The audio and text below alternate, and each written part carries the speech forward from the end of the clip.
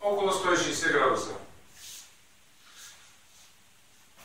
Цветовата гама е достатъчно голяма да задоволи всеки капризен вкус. Детайлите могат да бъдат всякакви. Могат да бъдат билкери, джиглави, кастмастери и какво ли не. Може да обновите старите си блесни и въобще всичко, което е свързано с праховото боядисване. С универсалния уред може да боядисваме дори пластмаси и карбон. Широко приложение може да намери на много места, като например в рекламата, в мебелостроението, може да боядисвате с него болчета, гайки и обков и какво ли не, а в същото време и необходимо за абсолютно всеки дом. Но стига сме говорили по тая тема, тя ще бъде засегната в следващия клип. Сега да преминаваме към действие. Като начало си избираме една чаша, в която ще поставим праховия материал. Поставяме чашата. Взимаме прах. Изсипваме го в чашата.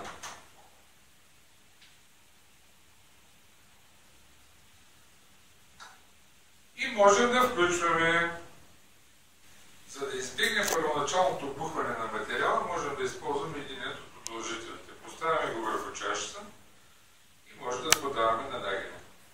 Но преди това искам да ви покажа ефекта от цялата работа. Ето, предполагам, че се вижда на екрана.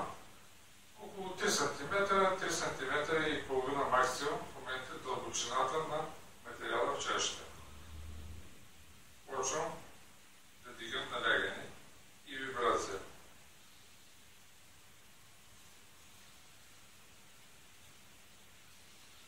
Дигаме.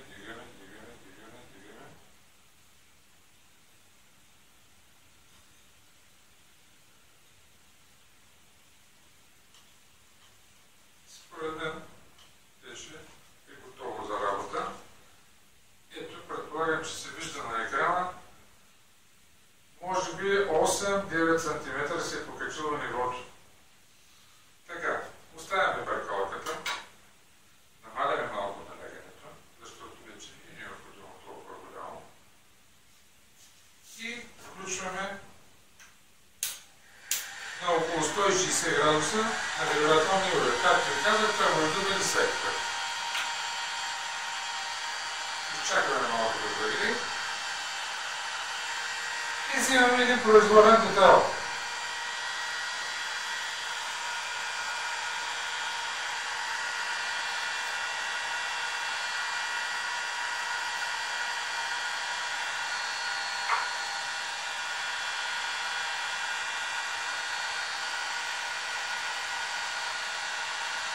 Почваме да го нагряваме.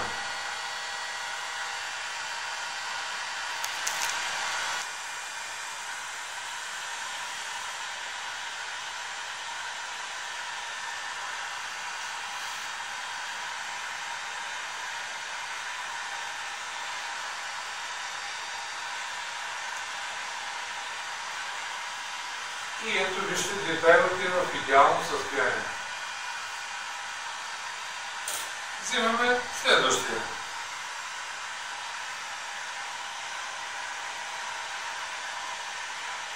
Нагряваме го и него. Топваме го за една секунда вътре.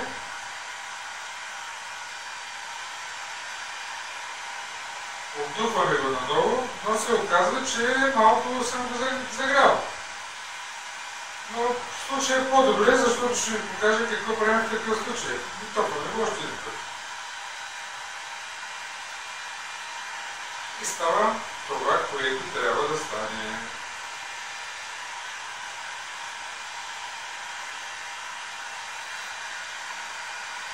Ето в близък план.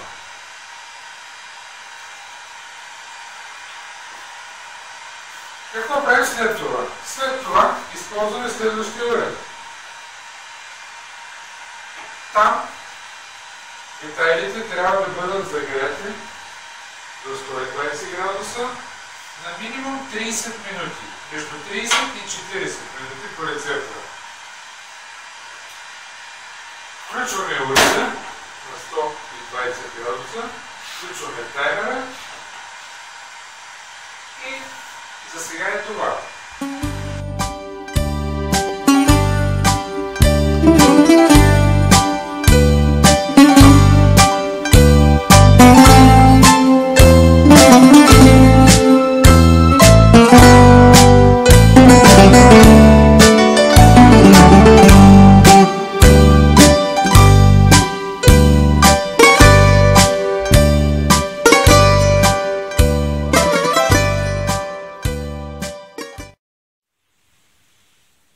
Гледам, 30-40 минути минаха, детайла даже би трябвало вече да е студен.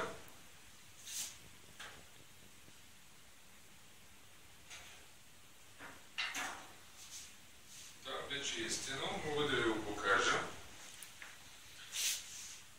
Ето какво представлява. И сега ще ви го поставя на най-великия тест.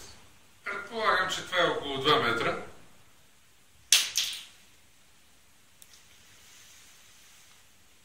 И сега ще видите нещо невероятно. Няма следа от удара. Ето за какво става въпрос. Това е неразделната спойка между прахова боя и детайл.